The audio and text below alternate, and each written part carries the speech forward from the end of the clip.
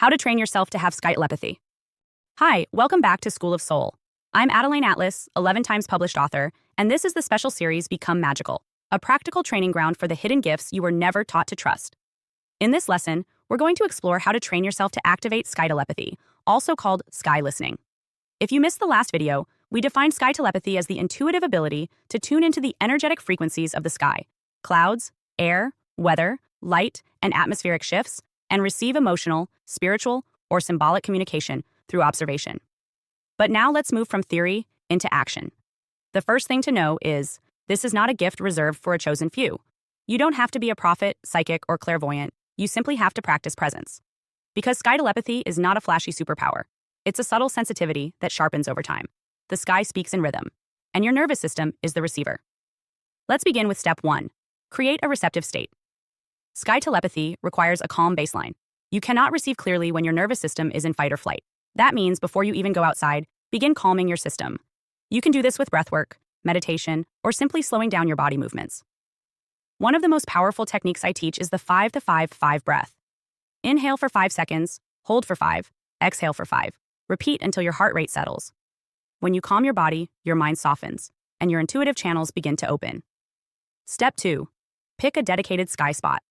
Don't just glance at the sky through your window or on the way to work. Set aside time, 10 to 20 minutes a day, and pick a consistent location where you can observe the sky uninterrupted. This might be your backyard, a park, a rooftop, or even a patch of sidewalk with a decent view.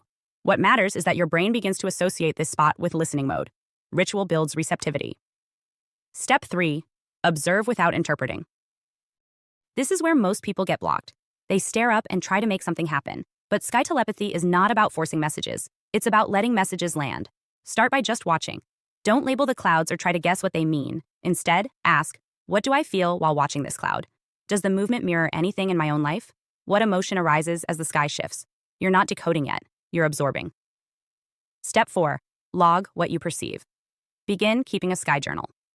After each session, write down what you noticed. Cloud shapes, wind patterns, emotions, spontaneous thoughts. Over time, patterns will emerge. You'll start to notice recurring symbols, mood shifts, or timing synchronicities. The universe speaks in repetition. What you see once may be coincidence. What repeats is communication. Step 5. Train the subtle body to feel sky signals. Skytelepathy isn't just visual, it's energetic. The body often feels shifts before the mind interprets them. Practice standing under an open sky with your eyes closed. Focus on bodily sensations, pressure changes, tingling, heat, or sudden calm. Ask yourself, what am I sensing from above? The more you notice subtle changes, the more sensitive your field becomes. This is how intuitive athletes predict weather. This is how animals know storms are coming. And you have the same receptors. They just need waking up. Step 6. Practice at transitional times. Sky energy is most communicative during atmospheric transitions. Sunrise, sunset, storm arrival, moonrise, or eclipse windows. These are called thin veils in spiritual traditions, moments when the physical and energetic layers of the sky are more active. Spend time outside during these portals. You'll notice messages become louder, not always in words, but in symbols, shapes, and emotional resonance. Step 7. Engage with the sky as a conscious being. Don't just observe, interact. Speak aloud or silently. Ask the sky questions. Set intentions.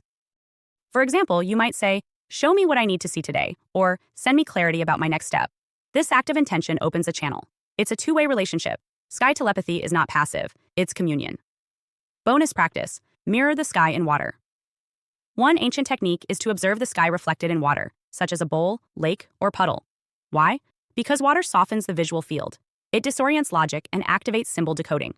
Sit with both sky and its reflection. Ask what's above and what's beneath the image. Often the water will show emotions the sky doesn't reveal. This is a gateway to even deeper intuitive access. The key to Skytelepathy is consistency. Just like any muscle, this ability grows stronger the more you use it. But unlike physical strength, subtle perception grows with quiet, not force. You're not looking for booming messages. You're training yourself to catch whispers. And don't worry if it doesn't work at first. This is a slow magic. One day the clouds will move in a way that mirrors your thoughts exactly. The wind will rise at the exact moment your soul cries out. A bird will cross your field with a message you didn't even know you needed. And in that moment, you'll remember. You've always known how to listen to the sky. You just had to remember how. Hi, I'm Adeline Atlas. 11 times published author, and School of Soul has just released one of our most requested deep dives, the Magic and Occult series. This series is not for the faint of heart. It's for those who know there's more going on beneath the surface, behind the media, behind the family, behind the system. This series breaks the spell and hands you the map. The Magic and Occult series includes over 200 videos on 1. Entertainment or ritual. Decoding mainstream media as mass spellwork. 2. Occult families. Spot them. How generational magic and ritual lineage hides in plain sight. 3. Occult symbolism. The signs, seals, and signals used to claim, curse, or command. 4. Esoteric symbolism. Layered meaning, sacred geometry, and encoded messages. 5. Law is magic. How contracts, courts, and language are rituals of power. 6. Spells and spirits. What magic really is, and what happens when you use it. 7. Covens and lodges. Where modern ritual happens, and who's involved. 8. Destiny swapping. How rituals steal timelines, talent, or soul contracts. 9. Energy harvesting. Spiritual parasitism, and how to seal your field. 10. The clairs. Your intuitive senses. Clairvoyance, clairaudience, clairsentience, and more. 11. Become magical. How to strengthen your gifts, protect your mind, and wield conscious force. 12. Miracles are real, divine intervention, faith portals, and supernatural reversals. 13. The chosen ones. What sets them apart and why they're always targeted.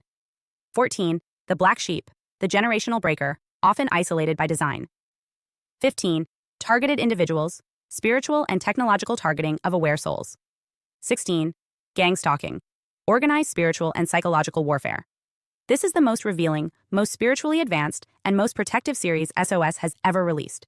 If you've ever felt something was off about this world, this will confirm it and prepare you for what comes next. Your protection begins with knowledge. Join the SOS School of SoS Vault.